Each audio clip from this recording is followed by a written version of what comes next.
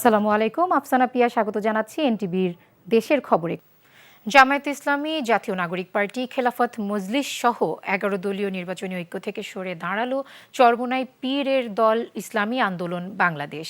বিকেলে রাজধানীর পুরানা পল্টনে দলের কেন্দ্রীয় কার্যালয়ে ব্রিফিংয়ে ঘোষণা দেন ইসলামী আন্দোলনের মুখপাত্র মাওলানা গাজী আতাউর রহমান। এককভাবে ৩০০ আসনে নির্বাচন করার ঘোষণাও দেয়া হয়। এর মধ্যে ২৬৮টি আসনে ইসলামী আন্দোলনের প্রার্থী রয়েছে।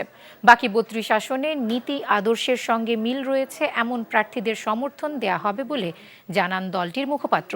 তিনি জানান, ১১ দলীয় ঐক্যের প্রধান দল জামায়াতে ইসলামীর শরিয়ার আলোকে দেশ পরিচালনা না করার ঘোষণা, নির্বাচনের পরে জাতীয় ঐক্যের সরকার গঠন এবং আসন বন্টন ঘিরে ইসলামী আন্দোলনকে অবজ্ঞা করার কারণে ইসলামী আন্দোলন ১১ দলীয় জোট থেকে সরে দাঁড়িয়েছে। প্রশ্নে আমরা বৈরিতার শিকার হয়েছি, সেজন্য আমরা আজকে আপনাদের সামনে ঘোষণা দিতে বাধ্য হচ্ছি যে ইসলামী আন্দোলন বাংলাদেশ আসন্ন ত্রয়োদশ জাতীয় সংসদ নির্বাচনে যে ২৭০টি আসনে মনোনয়নপত্র সাবমিট করেছে, এর মধ্যে আপিলে ২ জন বাতিল হয়েছে।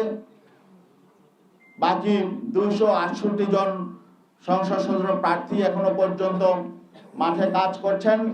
আমরা তাদেরকে নির্দেশনা দিয়ে দিয়েছি, তারা নির্বাচনের প্রতিদ্বন্দ্বিতা করবেন, একজনও তারা মনোনয়নপত্র প্রত্যাহার করবেন না। সরকারের দায়িত্ব হচ্ছে ভোট দিতে জনগণকে উৎসাহিত করা। বিশেষ কোনো দলের পক্ষে ভোট চাওয়া সরকারের উচিত নয় বলে মন্তব্য করেছেন বিএনপির স্থায়ী কমিটির সদস্য আমির খসরু মাহমুদ চৌধুরী। সকালে চট্টগ্রাম নাসিরাবাদ হাই স্কুলে শিশু সমাবেশে তিনি কথা বলেন। কোনো বিশেষ কারণে ভোট দেওয়ার কথা সরকারের বলা উচিত না, সরকারের লোকজনের বলা উচিত না। সরকারের উচিত জনগণকে বলা ভোট দেওয়ার জন্য। ভোট বলতে ভোট, সব ব্যাপারে ভোট। কোনো বিশেষ ক্ষেত্রে ভোট দেবে, কথা বলবে, আবার একটাকে বাইরে রাখবে, এই ধরনের কথাবার্তা ভালো না। মানুষের মনে বিভিন্ন সন্দেহের উদ্রেক হয় এই ধরনের কথাবার্তা কেউ বললে। ওসমান হাদির বিচার না করলে বুঝে নেওয়া হবে সরকার নির্বাচন চায় না, এমন মন্তব্য করেছেন ইনকিলাব মঞ্চের সদস্য সচিব আব্দুল্লাহ আল জাবের। বলেন, হাদি হত্যার বিচারের দাবিতে নির্বাচন বানচাল হলে সরকারকে এর দায় নিতে হবে। জুমার নামাজের পর ঢাকা বিশ্ববিদ্যালয়ের কেন্দ্রীয় জামে মসজিদ থেকে বিক্ষোভ মিছিল বের করে ইনকিলাব মঞ্চ। এ সময় হাদি হত্যার বিচার দাবিতে স্লোগান দেন বিক্ষুব্ধ ছাত্র জনতা।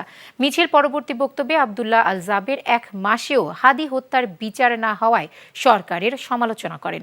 এ সময় তিনি হত্যার সাথে জড়িত মূল আসামির পাশাপাশি পরিকল্পনাকারী এবং সহায়তাকারীদেরও বিচারের দাবি জানান।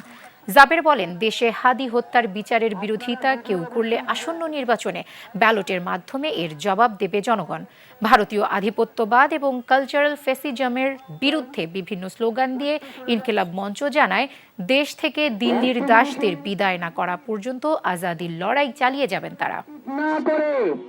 তাহলে আমরা বুঝে নেব রাষ্ট্রীয় নির্বাচন চাই না। কিন্তু যদি আমাদেরকে বলা হয় আমরা ইনকিলাব মঞ্চের ব্যানারে নির্বাচন বানচাল করবার জন্য যদি থাকবাই আজাদ ফলাইয়া দেব, আমাদের এই আজাদের লড়াই ততক্ষণ পর্যন্ত চলবে যতক্ষণ পর্যন্ত শুধু দিল্লি নয়, দিল্লির দাসদেরকে আমরা এই দেশ থেকে বিতাড়িত করতে না পারবো। এদিকে শহীদ ওসমান বিন হাদির খুনিদের গ্রেফতার ও দৃষ্টান্তমূলক শাস্তির দাবিতে চট্টগ্রামে বিক্ষোভ মিছিল ও সমাবেশ করেছে ইনকিলাব মঞ্চ সহ কয়েকটি সংগঠন। বাদ জুমা নগরীর আন্দরকিল্লা শাহী জামে মসজিদের সামনে থেকে বিক্ষোভ মিছিল বের করা হয়। এর আগে প্রতিবাদ সমাবেশে বক্তারা বলেন, যারা ভারতীয় আধিপত্য কায়েম করে ফ্যাসিবাদকে ফিরিয়ে আনতে চায় তাদের নীল নকশাতেই ওসমান হাদিকে হত্যা করা হয়েছে। এদিকে পিরোজপুরে শহীদ শরীফ ওসমান হাদির হত্যার বিচারের দাবিতে মার্চ ফর ইনসাফ কর্মসূচি অনুষ্ঠিত হয়েছে। বাদ জুমা বাংলাদেশপন্থী জনতার আয়োজনে পিরোজপুরের বড় মসজিদের সামনে থেকে একটি বিক্ষোভ মিছিল বের হয়। মিছিলটি শহরের বিভিন্ন গুরুত্বপূর্ণ সড়ক প্রদক্ষিণ করে। সংক্ষিপ্ত সমাবেশে বক্তারা হাদি হত্যাকারীদের দ্রুত গ্রেফতার করে বিচারের দাবি জানান। স্বাস্থ্য উপদেষ্টা নুরজাহান বেগম বলেছেন, গণভোটে হ্যাঁ বলার ক্ষেত্রে সরকারি কর্মকর্তাদের কোনো দ্বিধা থাকা উচিত নয়, তবে জাতীয় সংসদ নির্বাচনের ক্ষেত্রে থাকতে হবে নিরপেক্ষ। সকালে গণভোট বিষয়ে সিলেট বিভাগের সকল জেলার শীর্ষ কর্মকর্তাদের সাথে মতবিনিময়কালে এ কথা বলেন তিনি। এ সময় মুক্তিযুদ্ধ ও দুর্যোগ ব্যবস্থাপনা উপদেষ্টা ফারুক আজম বলেন, গণভোটে হ্যাঁ এর পক্ষে প্রচারণা চালাতে সরকারের পক্ষ থেকে নির্দেশনা দেওয়া হয়েছে।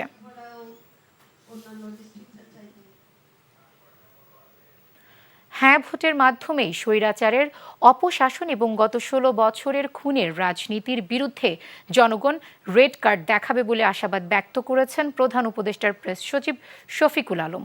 সকালে ব্রাহ্মণবাড়িয়ার আখাউড়ায় সাংবাদিকদের তিনি কথা বলেন।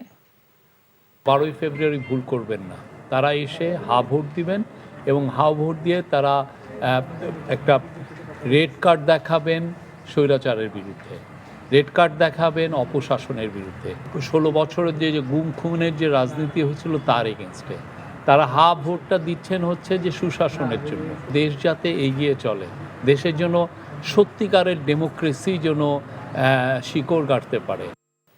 সাবেক প্রধানমন্ত্রী বেগম খালেদা জিয়ার রুহের মাগফিরাত কামনায় দেশের কয়েকটি জেলায় দোয়া মাহফিল অনুষ্ঠিত হয়েছে। নাটোর সদর উপজেলার রায় আমহাটি এলাকায় হিন্দু সম্প্রদায়ের উদ্যোগে বেগম খালেদা জিয়ার আত্মার শান্তি কামনায় বিশেষ প্রার্থনা অনুষ্ঠিত হয়েছে। বিএনপির জাতীয় নির্বাহী কমিটির সদস্য রুহুল কুদ্দুস তালুকদার দুলু প্রধান অতিথি হিসেবে উপস্থিত ছিলেন। নওগাঁ সদরে বিএনপির উদ্যোগে বেগম খালেদা জিয়ার রুহের মাগফিরাত কামনায় দোয়া মাহফিল অনুষ্ঠিত হয়েছে। প্রধান অতিথি হিসেবে উপস্থিত ছিলেন নওগাঁ 5 আসনের বিএনপি প্রার্থী জাহিদুল ইসলাম ধলু। এদিকে টাঙ্গাইলের দেলদুয়ারে বেগম খালেদা জিয়ার আত্মার মাগফিরাত কামনায় দোয়া মাহফিল অনুষ্ঠিত হয়েছে।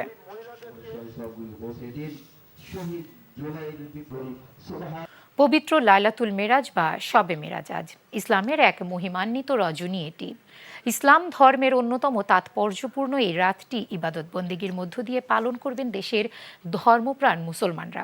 শবে মেরাজ মহানবী হজরত মুহাম্মদ সাল্লাল্লাহু আলাইহি ওয়াসাল্লামের জীবনের এক ঐতিহাসিক ও গুরুত্বপূর্ণ অধ্যায়। এই রাতে মুসলমানদের জন্য 5 ওয়াক্ত নামাজ ফরজ হয়।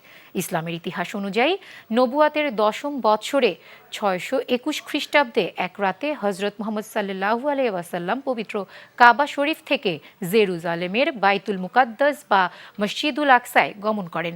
কোরআনে বর্ণিত এই ঘটনাকে বলা হয় ইসরা। এরপর তিনি বুরাক নামের বিশেষ বাহনে আরোহণ করে ঊর্ধ্বাকাশে গমন করে মহান আল্লাহ তাআলার সান্নিধ্য লাভ করেন। এই ছিল দেশের খবর। এই খবরের ভিডিও সহ আপডেট জানতে ভিজিট করুন এনটিভি অনলাইন www.ntvbd.com। এছাড়াও এনটিভির জনপ্রিয় সব অনুষ্ঠান ও খবরের আপডেট জানতে ভিজিট করুন আমাদের ইউটিউব ও ভেরিফাইড ফেসবুক পেজ।